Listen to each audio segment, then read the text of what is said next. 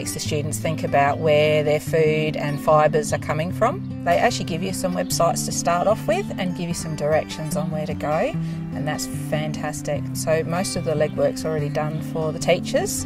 We've just got to get in and just make it as interesting as possible and get the students involved in it. Year 9s are really interested from paddock to plate. They want to know everything. Once they realise what we were doing, they were actually really excited because we weren't just focusing on here or just in South Australia or just in the states of Australia. It was actually focusing on right around the world. It gives you something to really think about, something different, rather than just being the same old thing of, okay, it's chickens and it's, and it's beef cattle. This is actually, you're looking at not just Australia, but you're looking at all the different countries, what comes from where and why it is. And so I suppose the discussion that we've had like I've just had with the Year 9s is fruit and vegetable.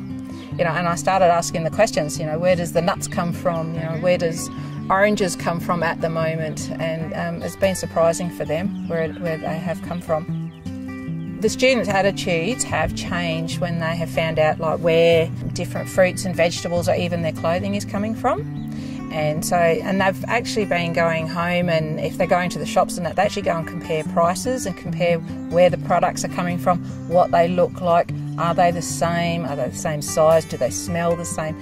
And so they've been coming back and they'll be like, oh miss, oranges from California don't look so good. They're a different coloured orange compared to the ones here and from the Riverland. And yeah, so they are noticing those different things, and they realise that it is really important to focus on what we have here. And we've been talking about different companies that produce pickles and that are being close to going broke, and they're saying, actually if we buy Australian, then we're not going to lose these companies. So that's been really, really good. As I'm going along, it's giving me more and more confidence, and it's also, again, looking at things that I might not necessarily know about or have limited knowledge, and so that's actually widening my knowledge base as well.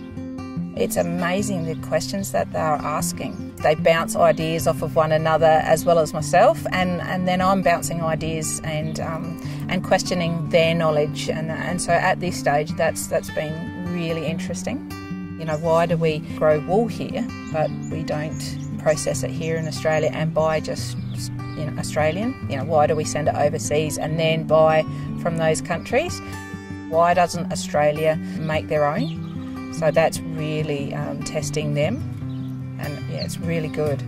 We talked about quality control and how Australia has strict quarantine conditions and strict quality controls.